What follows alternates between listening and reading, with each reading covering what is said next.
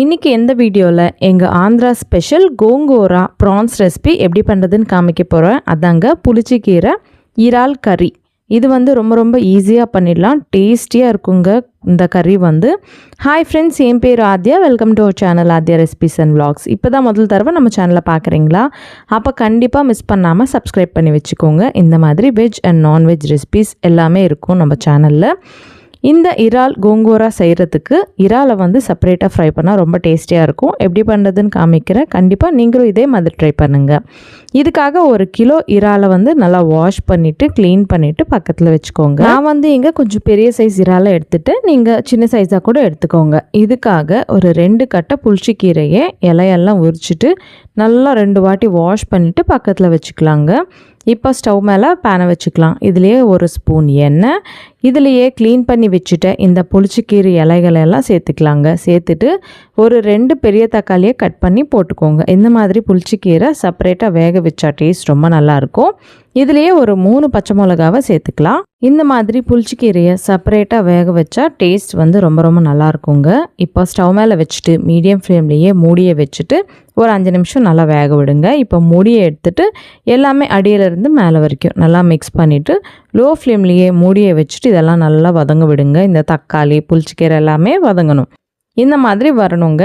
இப்போது நல்லா ட்ரை ஆயிடுச்சுல, இதை எடுத்துடலாம். கீழே எடுத்துட்டு இதெல்லாமே நல்லா நசுக்கிக்கணுங்க, நல்லா மேஷ் பண்ணிக்கணும்.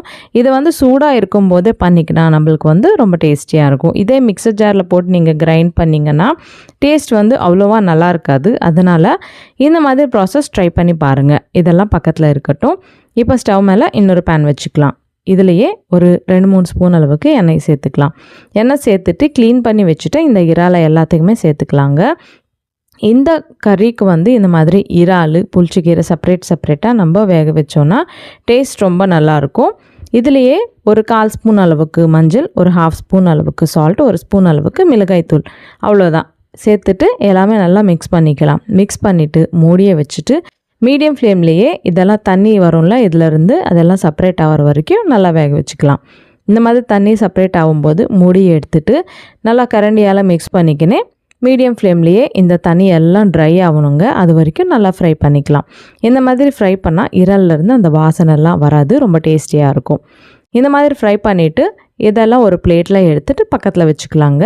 இப்போது அதே பேன்லேயே நான் இன்னொரு 2 ஸ்பூன் எண்ணெயை சேர்த்துக்கிட்டேன். உங்களுக்கு வேணும்னா இதே பேனில் க்ளீன் பண்ணிவிட்டு வேணால் நீங்கள் சேர்த்துக்கலாம், ஒன்றும் பரவாயில்லைங்க.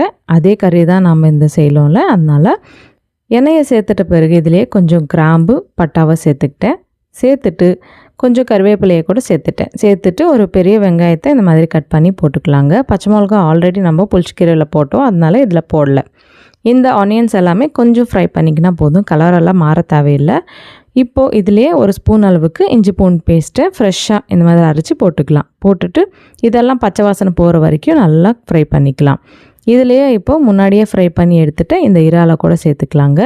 சேர்த்துட்டு இதுலேயே வேக வச்சு நல்லா மேஷ் பண்ண புளிச்சக்கீரையை கூட சேர்த்துட்டு நல்லா மிக்ஸ் பண்ணிக்கலாங்க. இதே இல்லைங்க, இன்னும் நம்ம சேனலில் இறாலை வச்சு நிறைய ரெசிபிஸ் எல்லாம் பண்ணி காமிச்சிருக்கேன். அந்த வீடியோ லிங்க்ஸ் எல்லாம் கூட இந்த வீடியோ டிஸ்கிரிப்ஷனில் கொடுக்குறேன். கண்டிப்பாக பார்த்து இந்த சண்டே ட்ரை பண்ணிவிட்டு எப்படி இருந்தது நான் கமெண்ட்டில் சொல்லுங்கள். இப்போ இந்த மாதிரி நல்லா மிக்ஸ் பண்ணிவிட்டு இதிலே 1 ஸ்பூன் அளவுக்கு மல்லித்தூள் சேர்த்துக்கலாம், 1/2 ஸ்பூன் அளவுக்கு சீரகத்தூள், 1 ஸ்பூன் அளவுக்கு கரம் மசாலாவை சேர்த்துட்டு இதெல்லாமே நல்லா மிக்ஸ் பண்ணிக்கலாங்க. இப்போ நான் இதில் உப்பு மிளகாய் பொடி சேர்க்கலை, இது எப்போ சேர்க்கணும்னு அப்புறம் சொல்கிறேங்க. இந்த மாதிரி நல்லா மிக்ஸ் பண்ணிவிட்டு மூடியை வச்சுட்டு ஒரு 5 நிமிஷம் லோ ஃப்ளேம்லேயும் நல்லா வேக விடுங்க.